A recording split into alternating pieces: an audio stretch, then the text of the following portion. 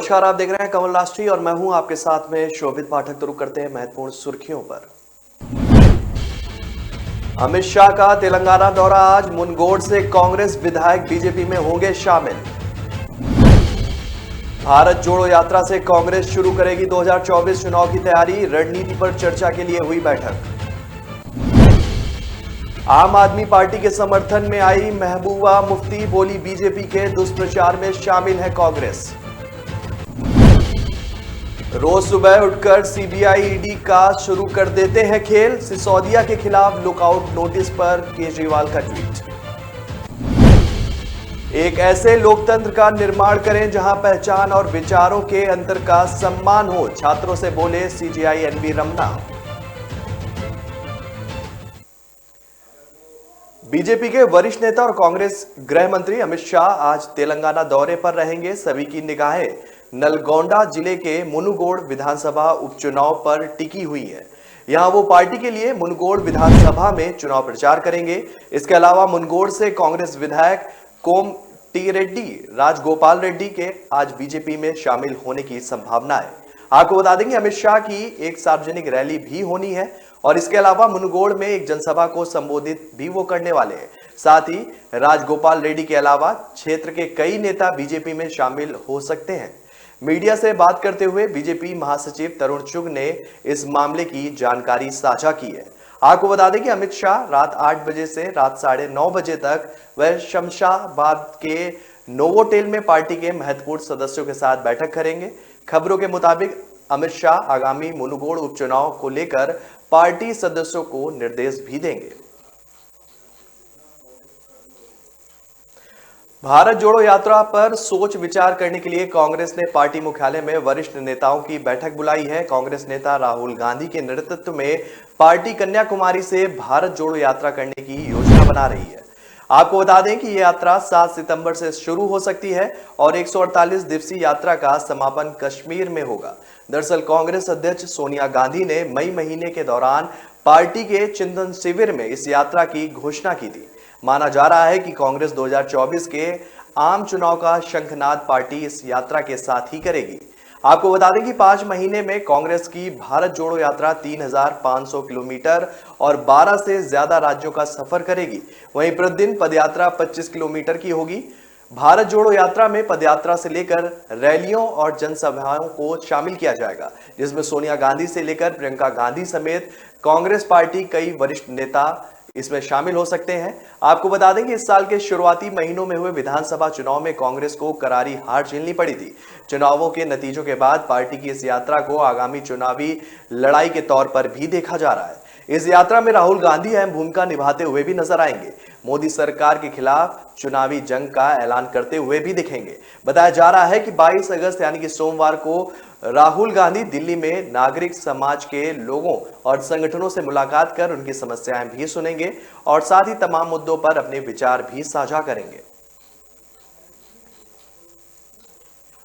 जम्मू कश्मीर की पूर्व मुख्यमंत्री महबूबा मुफ्ती ने एक बार फिर विपक्षी एकता की गुहार लगाई है। उन्होंने कहा कि आबकारी नीति मामले में दिल्ली के उप मुख्यमंत्री मनीष सिसोदिया की आवाज पर सीबीआई द्वारा छापेमारी करना विपक्षी एकता की खामियों को उजागर करता है। साथ ही उन्होंने कांग्रेस पर बीजेपी के दुष्प्रचार में शामिल होने का आरोप भी लगाया है। आपको बता दें कि तृणमूल कांग्रेस और माकपा सहित कई अन्य विपक्षी दलों ने मनीष सिसोदिया के यहां सीबीआई छापेमारी की कड़ी आलोचना की है। मुफ्ती ने कांग्रेस पर निशाना साधते हुए कहा कि पार्टी अपने हितों से ऊपर नहीं उठ पा रही है, जबकि आम आदमी पार्टी एक दुर्जेय प्रतिद्वंदी पार्टी है। मुफ्ती ने दिल्ली कांग्रेस द्वारा मनीष सिसोदिया के इस्तीफे की मांग का विरोध करते हुए कहा कि भाजपा के प्रचार में कांग्रेस शामिल हो गई है, जबकि मनीष सिसोदिया ईडी के हमले का शिकार है। उन्होंने कहा कि दुख की बात है कि कांग्रेस पार्टी के हितों से ऊपर उठने से असमर्थ है। सिसोदिया के ईडी के हमले का शिकार होने के बावजूद कांग्रेस भाजपा के प्रचार में शामिल हो रही है, वह भी ऐसे समय में जब एजेंसियों को हथियार बनाया जा रहा है। आपको बता दें कि विपक्ष को एक साथ रैली करनी चाहिए। उन्होंने आगे कहा कि दिल्ली कांग्रेस ने शनिवार को इस्तीफे की मांग को लेकर विरोध प्रदर्शन भी किया था। प्रदर्शनकारियों ने दिल्ली के मुख्यमंत्री अरविंद केजरीवाल और सिसोदिया के खिलाफ जमकर नारेबाजी भी की थी। सीबीआई के मुकदमे में 15 लोगों को शामिल किया गया है और इस मामले में आबकारी अधिकारियों, शराब कंपनियों के अधिकारियों, डीलरों के साथ साथ अज्ञात लोक सेवकों और निजी व्यक्तियों पर भी मामला दर्ज किया गया है। कांग्रेस को नसीहत देते हुए महबूबा मुफ्ती ने कहा कि आम आदमी पार्टी एक दुर्जेय प्रतिद्वंदी है जिसने उसे दिल्ली में सत्ता से बेदखल कर दिया था। इसी साल पंजाब में भी हराया। आम आदमी पार्टी अन्य राज्यों में अपना प्रभाव बढ़ा रही है। यह कांग्रेस के लिए एक चुनौती बन गई है। गुजरात और हिमाचल प्रदेश में जगह बनाने के लिए आम आदमी पार्टी कोशिश कर रही है, जहां साल के अंत में चुनाव होने हैं। यही कांग्रेस के लिए चुनौती है। 2024 में प्रधानमंत्री नरेंद्र मोदी केजरीवाल के बीच की लड़ाई पेश करने के लिए आम नेताओं के प्रयास कांग्रेस के लिए समस्या बनते हुए दिखाई दे रहे हैं, जो भाजपा के खिलाफ मुख्य विपक्षी दल है। कांग्रेस नेता संदीप दीक्षित और अलका लांबा उन लोगों में शामिल थे जिन्होंने शुक्रवार को सीबीआई छापे के बाद आप सरकार पर फटकार लगाई थी।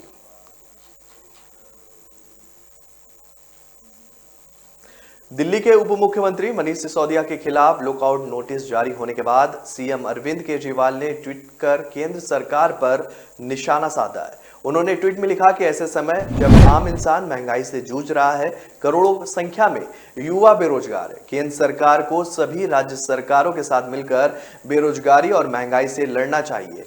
उसकी बजाय ये पूरे देश से लड़ रहे हैं। रोज सुबह उठकर ईडी सीबीआई का खेल शुरू कर देते हैं। ऐसे देश की तरक्की कब तक होगी?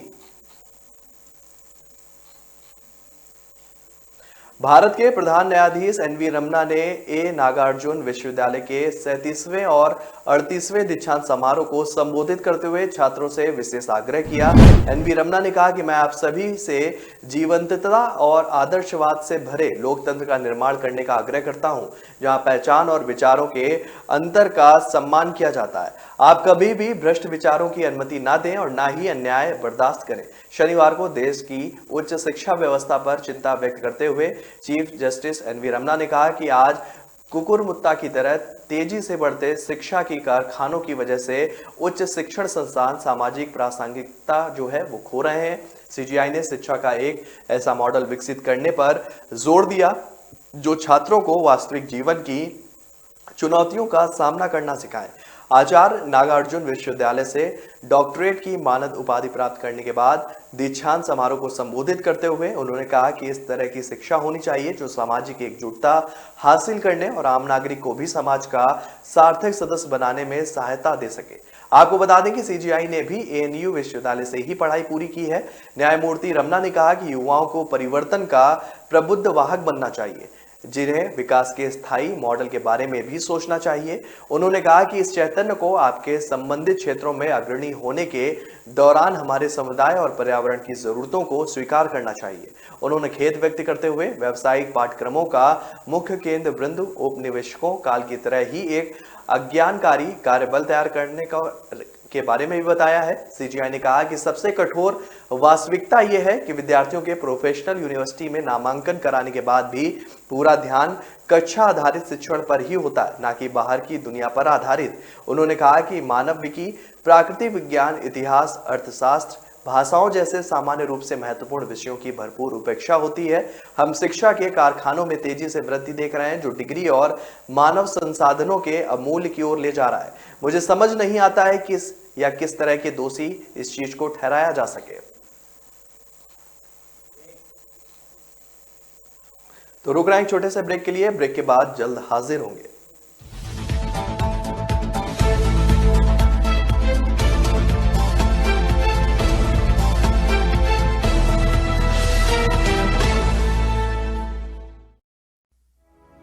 लोग मुझे कभी बहुत अच्छा समझते हैं, कभी बहुत बुरा।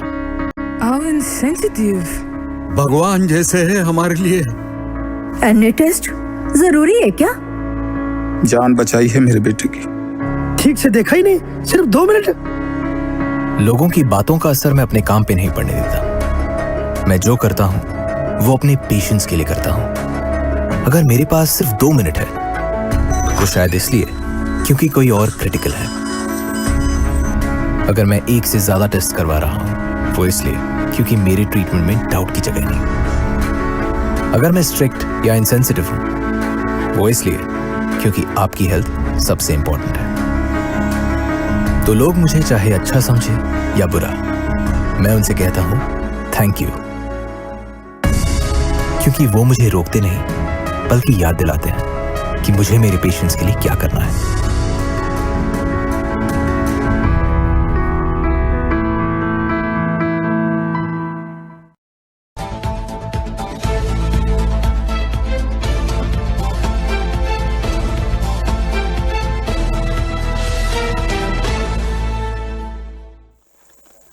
ब्रेक के बाद फिर स्वागत है आपका। रुक करते हैं आगे की खबरों पर। केंद्रीय मंत्री गिरिराज सिंह मध्य प्रदेश के पूर्व मुख्यमंत्री कमलनाथ के गढ़ छिंदवाड़ा में 3 दिवसीय प्रचार पर हैं। विधानसभा चुनाव से पहले ही आरोप प्रत्यारोप की सियासत भी अब तेज हो गई है। शनिवार को फिर जिले के सांसद नकुल कमलनाथ ने ट्वीट कर केंद्रीय मंत्री गिरिराज सिंह को घेरा। नकुलनाथ ने गिरिराज के बयान पर पलटवार भी किया है। एक ट्वीट में उन्होंने बीजेपी पर छिंदवाड़ा के विकास कार्यों को बंद करने का आरोप भी लगाया। सांसद नकुलनाथ ने कहा कि आदरणीय केंद्रीय मंत्री जी, आप छिंदवाड़ा को छिंदवाड़ा ही रहने दें। थाईलैंड जैसे पाश्चात्य शहरों से इसकी तुलना ना करें। हमारा छिंदवाड़ा एक सांस्कृतिक एवं देवभूमि है। अगर आप कुछ छिंदवाड़ा के लिए करना ही चाहते हैं तो कांग्रेस सरकार में शुरू हुए विकास कार्यों को, जिन्हें भाजपा ने राजनीति के तहत बंद कराया था, उन्हें पुनः शुरू करा दें, ताकि राजनीति के कारण से छिंदवाड़ा की जनता और छिंदवाड़ा का विकास बाधित न हो सके। शनिवार को सर्किट हाउस में आयोजित प्रेस कॉन्फ्रेंस में केंद्रीय मंत्री गिरिराज सिंह ने पत्रकारों के सवाल पर सांसद के ट्वीट पर बिना नाम लिए पूर्व सीएम कमलनाथ के बेटे नकुलनाथ पर बड़ा हमला बोला। उन्होंने कहा कि मैंने थाईलैंड से छिंदवाड़ा की तुलना इसलिए की थी क्योंकि छिंदवाड़ा में वो ताकत है या देश में चिरौंजी का हब बन सकता है। इसकी आबादी थाईलैंड के बराबर है। अब मैं किसी का नाम नहीं लेता, क्योंकि जो बाप की विरासत पर हो उसका नाम क्या लिया जाए। अपनी विरासत कभी बनी नहीं। कांग्रेस की नैया डूब रही है और इस बार खत्म हो जाएगी। जैसे कश्मीर सेब और अखरोट के लिए जाना जाता है, वैसे ही छिंदवाड़ा अंजीर और चिरौंजी के लिए भी जाना जाएगा। हिमाचल प्रदेश में पिछले 24 घंटे में भारी बारिश के कारण हुए भूस्खलन, बाढ़ और बादल फटने की घटनाओं में एक ही परिवार के 8 सदस्यों समेत 22 लोगों की मौत हो गई, जबकि 6 अन्य लोग की जीवित नहीं होने की आशंका है। अधिकारी ने यह जानकारी दी है। राज्य आपदा प्रबंध विभाग के निदेशक सुदेश कुमार ने बताया कि 10 अन्य लोग घायल हो गए हैं। मोक्ता ने कहा कि भारी बारिश के कारण सबसे ज्यादा नुकसान मंडी, कांगड़ा और चंबा जिले में हुआ है। उन्होंने बताया कि राज्य में पिछले 24 घंटे के दौरान मौसम संबंधित 36 घटनाएं दर्ज हो गई हैं। उपायुक्त अरिंदम चौधरी ने बताया कि अकेले मंडी जिले में बाढ़ और भूस्खलन के कारण 13 लोगों की मौत हो गई और 5 लोग लापता हो गए। उन्होंने बताया कि गौहर विकास खंड के काशान गांव में राष्ट्रीय आपदा मोचन बल और पुलिस द्वारा 4 घंटे तक चलाए गए तलाशी अभियान के बाद एक परिवार के 8 सदस्यों के शव उनके घर के मलबे से निकाले गए। उन्होंने बताया कि मकान भूस्खलन में ढह गया था। उपायुक्त के मुताबिक मंडी में शुक्रवार रात मंडी कोटला पराशर मार्ग पर बागी नाले में एक लड़की का शव उसके घर से करीब आधा किलोमीटर दूर बरामद किया गया। उन्होंने बताया कि बाढ़ में लड़की के परिवार के 5 सदस्यों के बह जाने की भी सूचना प्राप्त हुई है। उन्होंने कहा कि बादल फटने के बाद कई परिवारों ने बागी और पुराने कोटोला क्षेत्रों के बीच स्थित अपने घरों को छोड़कर अन्य सुरक्षित स्थानों पर शरण ली है। मोक्ता ने बताया कि शिमला के थियोग में वाहन पर पत्थर गिर जाने से 2 लोगों की मौत हो गई है, 2 अन्य लोग घायल भी हुए हैं। मोक्ता ने आगे कहा कि चंबा के चौवारी के बनेत गांव में तड़के करीब 4:30 बजे भूस्खलन के बाद मकान ढहने से 3 लोगों की मौके पर ही मौत हो गई। अधिकारियों ने कहा कि कांगड़ा में एक कच्चा घर ढह गया, जिसमें 9 साल के बच्चे की भी मौत हो गई।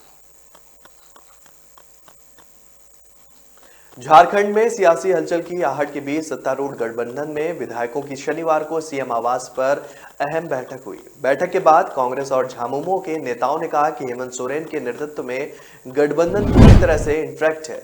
गठबंधन सरकार के 49 में से 41 विधायक बैठक में मौजूद रहे। जो विधायक नहीं पहुंचे, उन्होंने पार्टी नेतृत्व और सीएम हाउस को अपनी गैर हाजिरी की वजहों के बारे में अवगत कराया। झारखंड के सीएम हेमंत सोरेन से जुड़े 2 मसलों पर चुनाव आयोग और सुप्रीम कोर्ट में सुनवाई पूरी होने के बाद संभावित फैसलों को लेकर इस बैठक को बेहद अहम माना जा रहा था। गौरतलब है कि ऑफिस ऑफ प्रॉफिट से जुड़े विवाद में मुख्यमंत्री हेमंत सोरेन के खिलाफ केंद्रीय चुनाव आयोग में बीजेपी की ओर से की गई शिकायत पर सुनवाई पूरी कर ली गई है और फैसला जल्द आने की संभावना है। इसी तरह माइनिंग लीज और शेल कंपनियों में निवेश के आरोपों से संबंधित याचिका पर सुप्रीम कोर्ट ने भी सुनवाई पूरी कर ली है और अपना फैसला सुरक्षित रख लिया। चुनाव आयोग और सुप्रीम कोर्ट दोनों के आगामी फैसले राज्य के सत्ता समीकरण को प्रभावित कर सकते हैं। हालांकि झामुमो और कांग्रेस दोनों पार्टियों के नेताओं ने कहा कि शनिवार को की बैठक में इन मुद्दों पर कोई चर्चा नहीं हुई है। बैठक और राज्य जनहित के जुड़े अहम सवालों को लेकर बुलाई गई थी। कांग्रेस विधायक दल के नेता और झारखंड सरकार के संसदीय कार्य एवं ग्रामीण विकास मंत्री आलमगीर आलम ने कहा कि मुख्य रूप से राज्य के विभिन्न इलाकों में सूखे की स्थिति, स्वास्थ्य से जुड़े मसलों और विधायकों के क्षेत्रों की समस्याओं पर चर्चा के लिए बैठक बुलाई गई थी। इन मुद्दों पर सभी विधायकों ने अपनी राय रखी। तय हुआ कि बेहतर समन्वय के साथ इन समस्याओं के समाधान के लिए त्वरित कदम भी उठाए जाएंगे।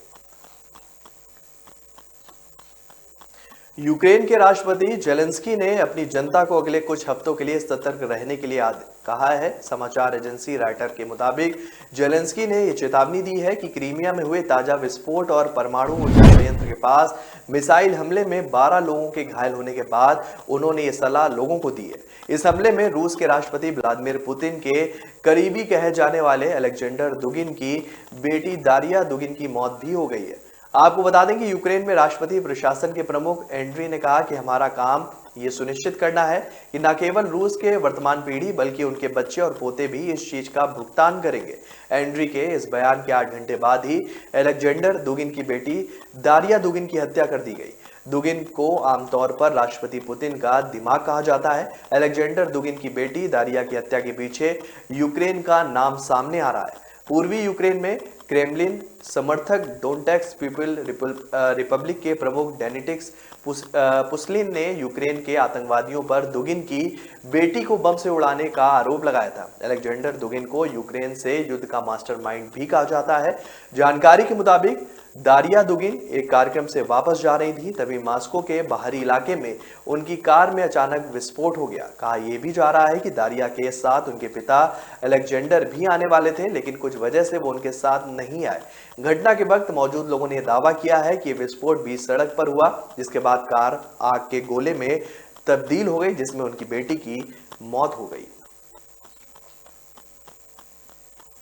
जम्मू कश्मीर में भारी बारिश की आशंका को देखते हुए माता वैष्णो देवी की रात की यात्रा रोक दी गई है। जम्मू कश्मीर के श्राइन बोर्ड ने तीर्थ यात्रियों को एहतियात के तौर पर रुकने का आदेश दिया है।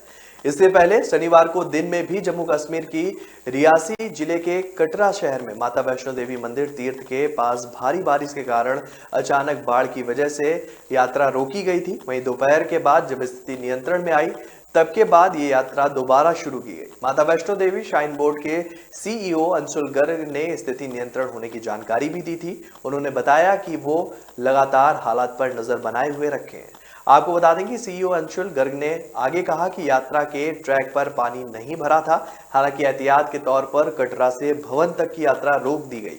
इससे पहले हिमाचल प्रदेश में भारी बारिश और बादल फटने की वजह से लैंडस्लाइड हुई, जिसमें 22 लोग मारे गए और कई लोग अभी भी लापता हैं। मौसम विभाग ने वहां पर अगले 5 दिनों में मध्यम से भारी बारिश देखने की उम्मीद जताई है। पूरे राज्य के लिए अगले 12 घंटे के लिए ऑरेंज अलर्ट भी जारी किया गया है। 24 घंटे तक बाकी के दिनों के लिए येलो अलर्ट जारी किया गया है। दरअसल शुक्रवार को भारी बारिश के चलते कटरा से भवन तक की यात्रा को रोकने का निर्णय लिया गया था। आपको बता दें कि 27,914 श्रद्धालुओं को इस यात्रा के लिए अपना रजिस्ट्रेशन कराया है। सीईओ अंशुल गर्ग ने जानकारी देते हुए कहा कि अब तक यात्रा में किसी को कोई भी नुकसान नहीं पहुंचा। वहीं यात्रियों को पीए सिस्टम के जरिए आराम देने की कोशिश की गई है। यात्रियों को हर घंटे में आगे के लिए अपडेट भी दिए जा रहे हैं। साथ ही आपदा प्रबंध टीमें समेत चिकित्सा इकाइयों को अलर्ट पर रखा गया है।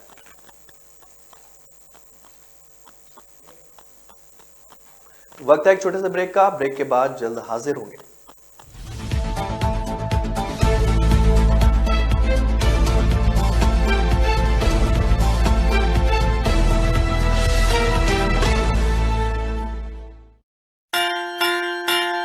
Dang, dang, dang.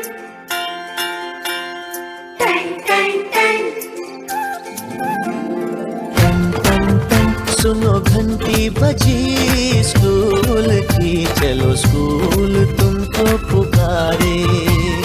पल पल पल रोशनी जो मिली स्कूल की, जगमगाओगे तुम बन के तारे।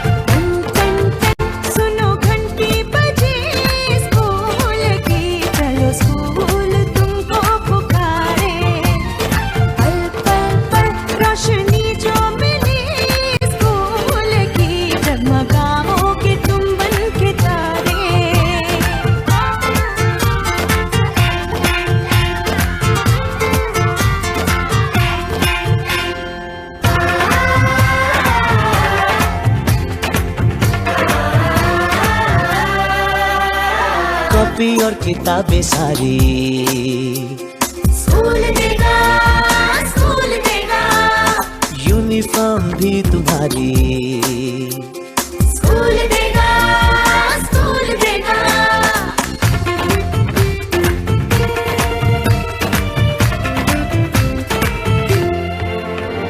स्कूल अब घर से दूर नहीं है, कम हो गए फासले। पहुंचोगे स्कूल के गेट पर तुम, थोड़ा सा भी जो चले। प्यार और नरमी से तुमको पढ़ाएंगे टीचर है ऐसे भले। सच सच सच प्रीत अब है यही स्कूल की, कभी टीचर न बच्चों को मारे।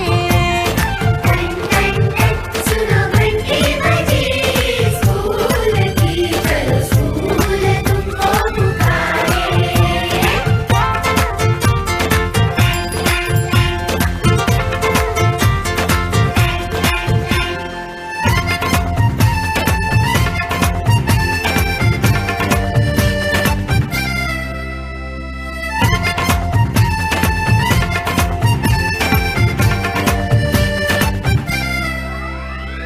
लाइब्रेरी में जो पढ़ना हो, स्कूल देगा, स्कूल देगा।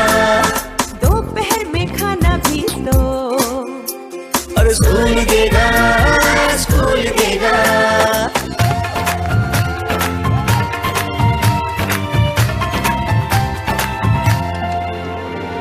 पढ़ना भी है और है खेलना भी है, दोनों बातें यहाँ। ध्यान उनका भी पूरा रखा गया है, ये जान ले लड़कियां। वो जो पढ़ेंगी, जो आगे बढ़ेंगी, तो बदलेगा हिंदुस्तान। घर घर घर शिक्षा जब पहुंचेगी स्कूल की, शक्ति पाएंगे निर्बल भी सारे। सुनो घंटी बजी स्कूल की, चलो स्कूल तुमको पुकारे। चलो स्कूल तुमको पुकारे। चलो स्कूल तुमको पुकारे। चलो स्कूल तुमको पुकारे। शिक्षा मेरा अधिकार है।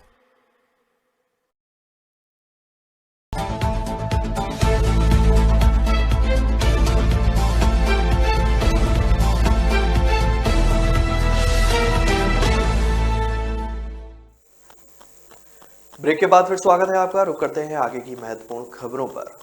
गुजरात में साल के आखिर में होने वाले विधानसभा चुनाव से पहले सियासी हलचल अब तेज हो गई है और इसी क्रम में मुख्यमंत्री भूपेंद्र पटेल के नेतृत्व वाली प्रदेश सरकार ने अपनी कैबिनेट में बड़ा फेरबदल कर लिया है। सीएम ने राजेंद्र त्रिवेदी से राजस्व मंत्रालय का प्रभार वापस ले लिया है, जबकि पूर्णेश मोदी से सड़क और भवन मंत्रालय का प्रभार वापस लिया गया है। राज्य सरकार की ओर से इस बदलाव से जुड़ी अधिसूचना भी जारी कर दी गई है और इसके मुताबिक गृह राज्य मंत्री हर्ष रमेश कुमार सांघवी को राजस्व मंत्रालय का प्रभार दे दिया गया है, जबकि जगदीश ईश्वर पांचाल को सड़क और भवन मंत्रालय का प्रभार दिया गया है।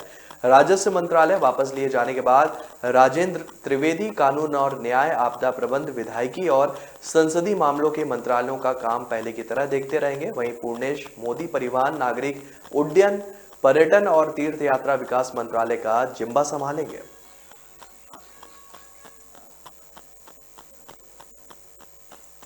बिहार में महागठबंधन सरकार बनने के बाद से आरोप प्रत्यारोप का दौर शुरू हो गया है। भाजपा आरजेडी और जेडीयू नेताओं के बीच जुबानी जंग भी शुरू हो गई है। इस गरमाई सियासत में सबसे अधिक कोई सक्रिय नेता है वह है भाजपा के राज्यसभा सांसद और बिहार के पूर्व उप मुख्यमंत्री सुशील कुमार मोदी। सुशील कुमार मोदी अब पहले की तरह एक्टिव हो गए और लालू परिवार पर जमकर हमला बोल रहे हैं। ताजा मामला है जमीन घोटाले को लेकर, जिसमें आरजेडी नेता भूतत्व मंत्री रामानंद यादव ने सुशील मोदी पर जमीन कब्जा करने का आरोप लगाकर उनकी संपत्ति जांच करने की बात कही थी। वहीं अब इस आरोप पर सुशील मोदी ने पलटवार किया है। आपको बता दें कि सुशील मोदी ने कहा कि राजद के बाहुबली मंत्री प्रमाणित कर दें कि पटना का खेतान मार्केट या लोदीपुर मॉल का मेरे परिवार से संबंध है तो मैं लालू परिवार को दान कर दूंगा। ऐसे लोग माफी मांगे नहीं तो मानहानि का मुकदमा करूंगा। सुशील मोदी ने कहा कि खेतान मार्केट 1995 में तैयार हुआ और तत्कालीन मुख्यमंत्री लालू प्रसाद ने ही चर्च की कीमती जमीन पर कब्जा कर मार्केट बनाने वालों का साथ दिया था। उन्होंने कहा कि वे पहली बार 2005 में मंत्री बने, जबकि खेतान मार्केट 10 साल पहले बन चुका था। उन्होंने कहा कि भाजपा के तथ्यपरक आरोपों से राजद के लोग घबराए हुए हैं। हमारे आरोप अदालत और राज्य एजेंसियों की कसौटी पर सही पाए गए, इसलिए लालू प्रसाद चारा घोटाले के सभी 5 मामलों में दोषी पाए गए और सजा पाता है। हमारे आरोप जो है तथ्यों पर आधारित थे, इसलिए महागठबंधन की पहली सरकार 17 महीने में गिर गई और तेजस्वी प्रसाद यादव आज तक उन आरोपों का बिंदुवार जवाब तक नहीं दे पाए। ग्रैंड ओमेक्स सोसाइटी में श्रीकांत त्यागी प्रकरण थमने का नाम नहीं ले रहा है और इस मामले में एकजुट संयुक्त त्यागी स्वाभिमान मोर्चा आज से सेक्टर 110 के रामलीला मैदान में महापंचायत में हुंकार भर रहा है। इसमें 8 राज्यों से ब्राह्मण त्यागी, भूमिहार समेत अन्य लोगों के आने की पूरी उम्मीद जताई गई है। आयोजन स्थल पर पुलिस, फायर विभाग व LIU की टीमें नजर बनाए हुए हैं। आपको बता दें कि सोसाइटी में भी सुरक्षा के पुख्ता इंतजाम किए गए हैं। महापंचायत में निगरानी के लिए महिला पुलिस कर्मियों को भी तैनात किया गया है। महापंचायत में श्रीकांत समेत 6 युवकों पर दर्ज मामले वापस लेने और अनुत्यागी को प्रताड़ित करने के मामले की न्यायिक जांच कराने सहित अन्य मांगे भी रखी जाएंगी। संयुक्त त्यागी स्वाभिमान मोर्चा के आह्वान पर सुबह 10 बजे से महापंचायत शुरू हो गई है और इसमें किसान संगठनों के पदाधिकारी भी शामिल हुए हैं। शनिवार को टेंट, लाइट, दरी, कूलर आदि लगाने का काम पूरा कर लिया गया था। त्यागी समाज के लोगों का कहना है कि महापंचायत में पश्चिमी व पूर्वी यूपी के अलावा बिहार, हरियाणा, राजस्थान, पंजाब समेत अन्य राज्यों से भी काफी संख्या में लोग आएंगे और ऐसे में ओमेक्स सोसाइटी में पौधे लगाने के विरोध पर श्रीकांत त्यागी ने महिला से अभद्रता कर गाली गलौज की थी, जिसका वीडियो भी जमकर वायरल हुआ था और उसके बाद से श्रीकांत त्यागी के खिलाफ गैंगस्टर एक्ट के तमाम धाराओं के साथ मुकदमा भी दर्ज किया गया था। आपको बता दें कि 6 दिन बाद पुलिस ने उसे मेरठ से गिरफ्तार किया था। राष्ट्रीय ब्रह्म ऋषि महासंघ के प्रधान संरक्षक नरेंद्र त्यागी का कहना है कि श्रीकांत मामले में 6 युवकों पर राजनीति से प्रेरित होकर केस दर्ज किया गया है और इसे बिना शर्त हटाया जाना चाहिए। साथ ही मामले की उच्च स्तरीय जांच कराई जानी चाहिए। साथ ही श्रीकांत से गैंगस्टर एक्ट हटाया जाना चाहिए। भाजपा के नवनियुक्त प्रदेश महामंत्री संगठन धर्मपाल पश्चिमी यूपी से मिशन 2024 के लिए संगठन को मतने की शुरुआत कर रहे हैं। धर्मपाल आज गाजियाबाद में होने वाली भाजपा के पश्चिमी और ब्रज क्षेत्र की संगठनात्मक बैठक में प्रदेश महामंत्री पद का दायित्व संभालेंगे। आपको बता दें कि लोकसभा चुनाव 2022 में पश्चिमी उत्तर प्रदेश और ब्रज क्षेत्र में भाजपा के लिए एक महत्वपूर्ण है। भाजपा के कमजोर होने के बाद से भाजपा ने वहां दलित वोट बैंक को साध कर अपना लक्ष्य पूरा करने की रणनीति भी बनाई है। पश्चिमी और ब्रज में 27 लोकसभा सीटें हैं और इनमें से 20 सीटें भाजपा के पास है। पश्चिमी यूपी सपा रालोद गठबंधन की चुनौती के बीच भाजपा वहां पहले से ही अधिक सीटें हासिल करना चाहती है। धर्मपाल को विधानसभा चुनाव 2022 में भी पश्चिमी यूपी में चुनाव प्रबंधन का दायित्व दिया गया था। ऐसे में उन्होंने पश्चिमी और ब्रज क्षेत्र की परिचयात्मक संगठन बैठक में अपनी नई पारी की शुरुआत करने का निर्णय किया था। हालांकि धर्मपाल के पास RSS, अखिल भारतीय विद्यार्थी परिषद और संगठन महामंत्री झारखंड के दायित्व का लंबा अनुभव भी है, लेकिन प्रदेश की मौजूदा राजनीतिक परिस्थितियों में उन्हें संघ की अपेक्षाओं पर खरा उतरने और सरकार से समन्वय बनवाने और कार्यकर्ताओं को संतुष्ट रखने के साथ केंद्रीय नेतृत्व की कसौटी पर खरा उतरना होगा। बैठक में धर्मपाल के साथ उप मुख्यमंत्री केशव प्रसाद मौर्य, ब्रजेश पाठक, भाजपा के प्रदेश अध्यक्ष स्वतंत्र देव सिंह, झारखंड के महामंत्री संगठन कर्मवीर, पश्चिमी के क्षेत्रीय अध्यक्ष मोहित बेनीवाल मौजूद रहेंगे।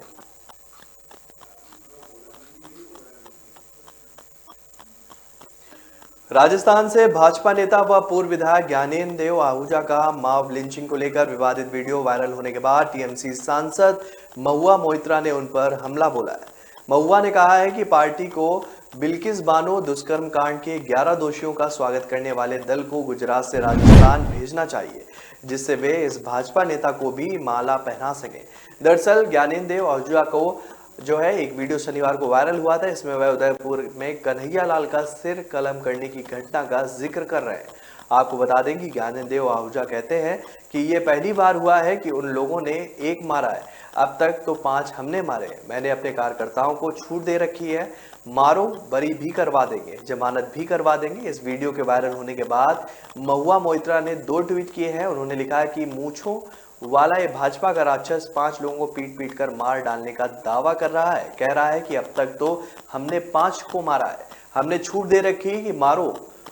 महुआ आगे कहती है कि बुराई का कोई चेहरा नहीं होता और ऐसे लोगों को सख्त से सख्त सजा देनी चाहिए। इसके बाद महुआ दूसरे ट्वीट में तंज कसते हुए कहती हैं कि भाजपा को बिल्किस बानो के दोषियों का स्वागत करने वाले दल को गुजरात से राजस्थान भेजना चाहिए, जिससे वे इस भाजपा नेता का स्वागत कर सकें। तो फिलहाल इस बुलेटिन में मेरे साथ इतना ही। आगे की खबरों के लिए बने रहिए आप कमल राष्ट्रीय के साथ। तब तक के लिए नमस्कार।